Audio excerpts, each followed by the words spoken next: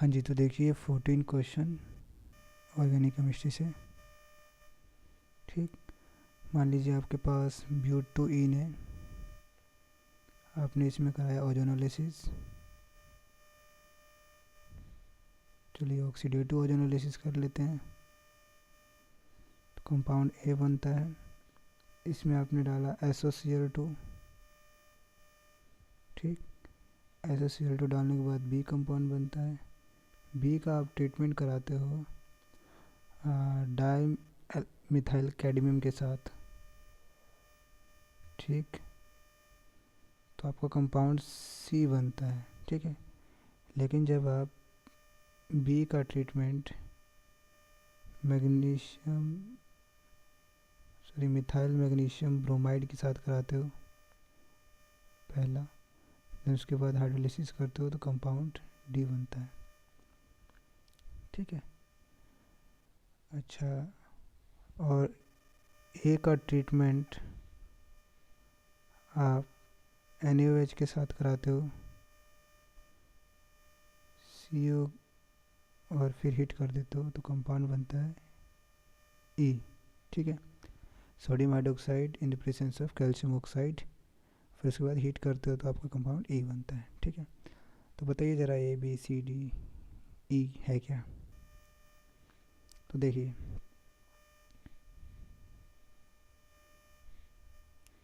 तो हमें ये बात पता है कि इस केस में तो ओजोनोलिसिस होने वाला है। ओजोनोलिसिस से क्या करना है, इसको कट करना है, कट कर दिया, बनेगा क्या आपका ये एल्डिहाइड। लेकिन यहाँ पर ऑक्सीडेटिव ओजोनोलिसिस है तो ये एल्डिहाइड पे नहीं रुकेगा, क्या बनाना है, कार्बोक्सिलिक एसिड।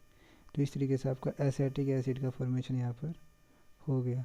तो आपका जो ए है वो क्या है, एसिटिक एसिड है, वो क्या है CH3COOH। ठीक है, ये हो गया आपका ए। ओके, उसके बाद आपने SOCl2 के साथ रिएक्शन कराया तो ये क्या करता है, ये जहाँ पे भी हाइड्रोक्सिल ग्रुप है उसको हटा के Cl लेके आ जाता है। ये है क्या, थायोनाइल क्लोराइड है ना ये बेसिकली ये है। ठीक है, तो ये क्या करता है, जो भी OH पार्ट होता है जैसे कि ROH होता और आपने SOCl2 डाल दिया तो क्या करना है, उसको RCl में कन्वर्ट कर देना है, जैसे कि ऐसे कुछ होता। ठीक है, तो ये क्या करता है, इसको OH हटाइए, Cl लगा दीजिए। ठीक है, बहुत ही अच्छा रिएजेंट है। ठीक है, क्योंकि इस रिएजेंट में आपका कोई भी बाई प्रोडक्ट मिक्सचर में रह नहीं पाता, क्योंकि जब आपका ये रिएक्शन हो जाएगा इसके साथ, कार्बोक्सिलिक एसिड के साथ, तो साथ में निकलेगा क्या, HCl और SO2, वो ऊपर चला जाएगा, मतलब गैस फॉर्म में निकल जाएगा। तो सिस्टम में सिर्फ और सिर्फ आपके पास ये बचेगा, क्या बचेगा, जो कि बी कंपाउंड बनाने वाला हूँ, वो आपको पता ही था, बोला तो था अभी, OH हटाइए।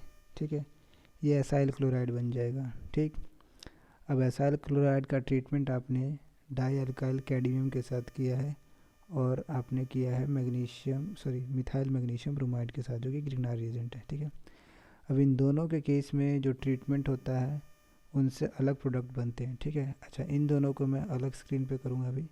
फ़िलहाल हम ये देख लेते हैं, अगर हम ए में सोडियम हाइड्रोक्साइड और कैल्शियम ऑक्साइड डालते हैं तो हीट की उपस्थिति में, है ना, तो क्या बनता है।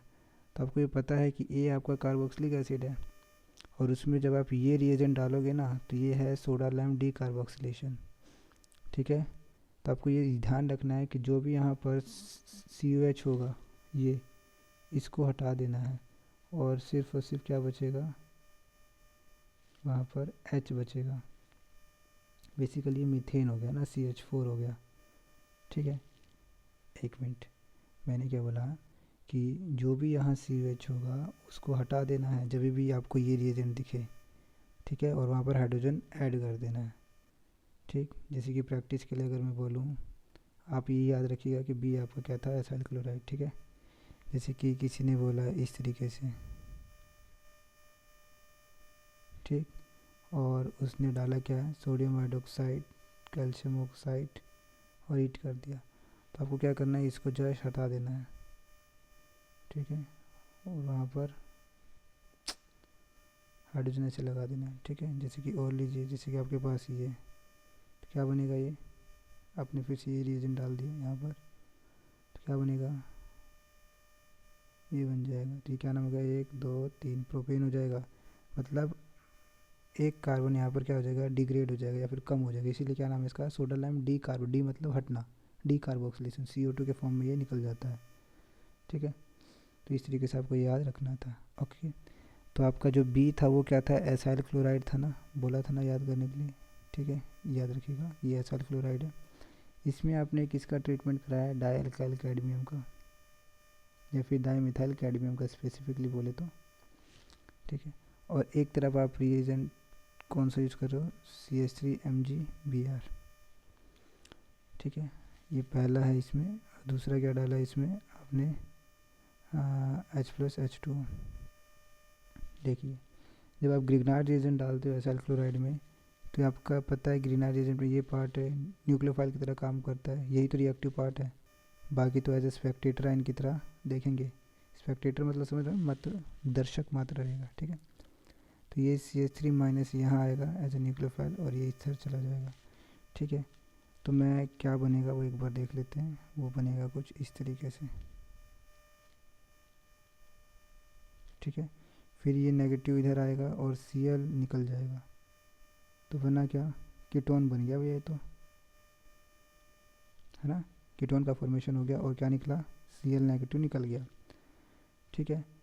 तो ये तो अच्छी बात है, Cl नेगेटिव निकल गया, लेकिन ये रिएक्शन यहाँ पर रुकती नहीं है, आपके पास और ग्रिग्नार्ड रिएजेंट है, एक और ग्रिग्नार्ड रिएजेंट यूज़ होगा और वो दोबारा से इस कार्बोनेट कंपाउंड पर अटैक करेगा एज ए न्यूक्लियोफाइल, ठीक है। तो वो क्या बनेगा, वो कुछ इस तरीके से दोबारा से बन जाएगा आपका,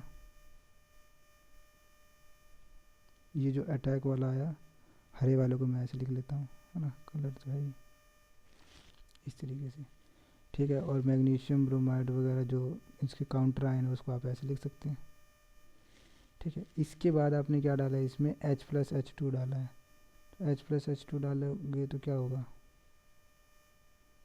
ये जो पार्ट है यहाँ पर H आ जाएगा, ठीक है। तो हमारे पास ये इस तरीके से टर्शरी अल्कोहल बन जाएगा, और ये CH3 ये रहा CH3 और ये वाला CH3 यहाँ पर है, ठीक है। बॉन्ड लाइन स्ट्रक्चर में बना दिया ना, स्पेस कम है, तो इस तरीके से आपका क्या बन गया है, ये अलग चीज़ है भैया, ये नहीं है अभी, ठीक है। टर्शरी अल्कोहल बन गया, क्या बन गया, टर्शरी अल्कोहल। तो आपको ये याद भी रखना है क्या, कि जब भी आपको HCHO मिले और आपने ग्रिग्नार्ड रिएजेंट डाला RMGX, तो आपका बनता है प्राइमरी अल्कोहल। और आपके पास अगर एल्डिहाइड हो, ये भी एल्डिहाइड है पर ये फॉर्मल्डिहाइड है, ठीक है ना, फॉर्मल्डिहाइड के साथ ग्रिग्नार्ड रिएजेंट यूज़ होगा, तो आपको क्या बनाना है, प्राइमरी अल्कोहल, ठीक है। और ये जब बनाना है जब H+H2 भी डालोगे सेकंड केस में, दोबारा से पहले इसका ट्रीटमेंट कराओगे तो एक आयनिक फॉर्म बनेगा, उसमें आप H+H2 ट्रीट कराओगे तो प्राइमरी अल्कोहल बन जाएगा, ठीक है। अच्छा, दोबारा से अगर ग्रिग्नार्ड रिएजेंट इसमें डाला है एल्डिहाइड में, तो इससे बनेगा सेकेंडरी अल्कोहल। और अगर आपने कीटोन में डाला है ग्रिग्नार्ड रिएजेंट, तो क्या बनेगा, तो बनेगा आपका टर्शरी अल्कोहल। चलो एक एग्जांपल ले लेते हैं, जैसे कि आपके पास HCHO था, HCHO है, मतलब अगर आपने ये वाला ग्रिग्नार्ड रिएजेंट यूज़ किया तो क्या बनेगा इसमें, तो ये एज अटैक करेगा न्यूक्लियोफाइल इस तरीके से, ठीक है। तो आपको समझ में आना चाहिए, O negative HCH3 magnesium hydroxide, ठीक है। अब इसमें अगर आपने H+H2 डाल दिया तो क्या बन जाएगा, ये बन जाएगा,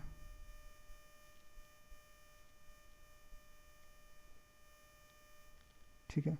इसको आप ऐसे भी लिख सकते हो, CH3 CH2 OH, तो ये कैसा अल्कोहल है, प्राइमरी अल्कोहल है, ठीक है। मान लीजिए आपने एल्डिहाइड लिया, पहले वाला फॉर्मल्डिहाइड था, ठीक है।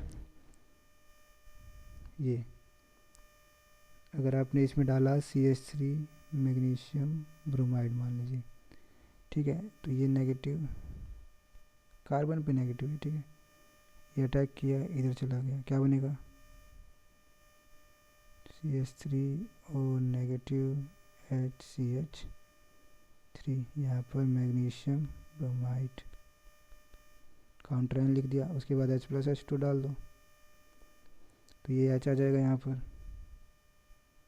ठीक, तो किस तरीके से बनेगा,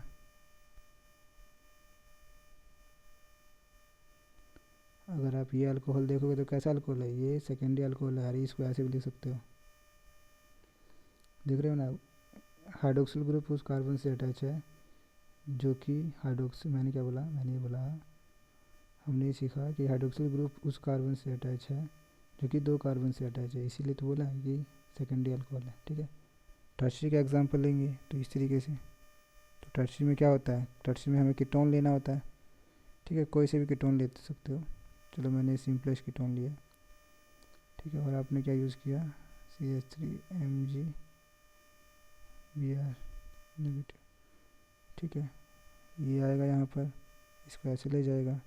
ठीक है, ये सब करना आना चाहिए, ये करा करो, हाथों से लिखोगे तब जाके कॉन्फिडेंस आएगा।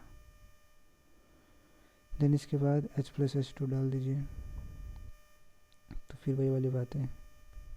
अच्छा, इसका काउंटर आयन भी लिख लेते हैं। ठीक, तो यहाँ OH आ जाएगा, यहाँ CH3 और ये CH3। अब ये कैसा अल्कोहल है, ये आपका टर्शरी अल्कोहल है।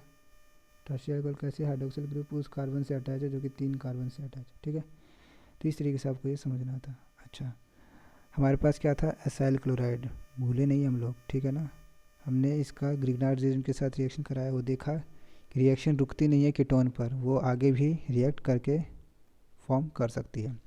लेकिन अगर हम डाई अल्काइल कैडमियम यूज़ करते हैं, जैसे कि मेरे पास क्या था, ये था, तो इस केस में अगर आप देखें तो ये वाला रिएक्शन जो है वो यहाँ आके रुक जाता है बस। ठीक है, बात आई समझ में, दोबारा समझिए कि इस केस में ये जो न्यूक्लियोफाइल है यहाँ पर, ठीक है, ये इतना ज़्यादा रिएक्टिव नहीं है जितना ज़्यादा ग्रिग्नार्ड रिएजेंट में था। तो इसकी जो न्यूक्लियोफिलिसिटी थी ग्रिग्नार्ड रिएजेंट के केस में, किसकी, मिथाइल एनाइन की, ग्रिग्नार्ड रिएजेंट के केस में इसकी जो न्यूक्लियोफिलिसिटी थी वो बहुत ज़्यादा थी। लेकिन डाई अल्काइल कैडमियम में या फिर डाईमिथाइल कैडमियम में जिसकी न्यूक्लियोफिलिसिटी है उतनी ज़्यादा है नहीं। ठीक है, क्योंकि एक कैडमियम एक आपका डी ब्लॉक का एलिमेंट है ना, समझ रहे हो ना, डी ब्लॉक का एलिमेंट है, तो यहाँ पे कोवलेंट बॉन्ड ज़्यादा है इसके साथ, कार्बन और CD के साथ, तो इतना ज़्यादा न्यूक्लियोफिलिसिटी इसकी है नहीं। लेकिन यहाँ पर ये आयनिक बॉन्ड है, आराम से निकल के चला जाता है। ठीक है, ये फ्री है बेसिकली कह सकते हो, है ना, जैसे यहाँ पे इलेक्ट्रोस्टैटिक फोर्स ऑफ अट्रैक्शन है। ठीक है, और यहाँ पर कोवलेंट बॉन्ड कुछ ज़्यादा ही है, आपको पता है ना, फजांस रूल्स, कोई भी बॉन्ड ना तो कोवलेंट होता है ना तो आयनिक होता है, बस थोड़ा परसेंटेज होता है कि कभी कोवलेंट करैक्टर ज़्यादा होगा, कभी आयनिक करैक्टर ज़्यादा होगा। ठीक है, तो यहाँ पे कोवलेंट करैक्टर ज़्यादा है जिसकी वजह से इसकी न्यूक्लियोफिलिसिटी इतनी नहीं है। ठीक है, और ये सिर्फ एक ही बार एज ए न्यूक्लियोफाइल अटैक कर पा रहा है और सिर्फ यहीं पे आके रिएक्शन रुक जाएगा, तो ये इंपॉर्टेंट है। ग्रिग्नार्ड रिएजेंट के केस में ये अल्कोहल तक जाता था। ठीक है, लेकिन डाई अल्काइल कैडमियम के केस में आपका ये कहाँ तक जाएगा, कीटोन तक जाएगा। ठीक है, देखिए और एग्जांपल, जैसे कि मान लीजिए आपको ये बोला होता और आपने यूज़ किया है CH3CH2 ट्वाइस CD, तो क्या बनता, तो ये बनता।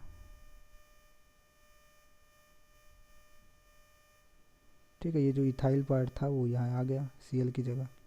ठीक है, इस तरीके से आपको चीज़ों को समझना था। अगर यहीं पर अगर आप ग्रिग्नार्ड रिएजेंट यूज़ कर दिया होता तो क्या होता, मान लीजिए मैंने यूज़ किया ये वाला Grignard reagent CH3CH2 negative MgBr negative. ठीक है, इस तरीके से तो क्या बनाते, तो आप ये बनाते हैं, हमने क्या बोला था, अल्कोहल पे जाके रुकेगा। ठीक है, 2 बार अल्काइल पार्ट आ गया ना, इथाइल पार्ट, ये वाला पार्ट। ठीक है, तो ये डायरेक्ट प्रोडक्ट बनाया है आफ्टर हाइड्रोलिसिस, H+H2 डालने के बाद, समझ रहे होगे बात को। ठीक है, तो इस तरीके से आपको ये चीज़ें करनी थी। ठीक है, काफ़ी बड़ी होगी वीडियो, चलो ठीक है, थैंक यू।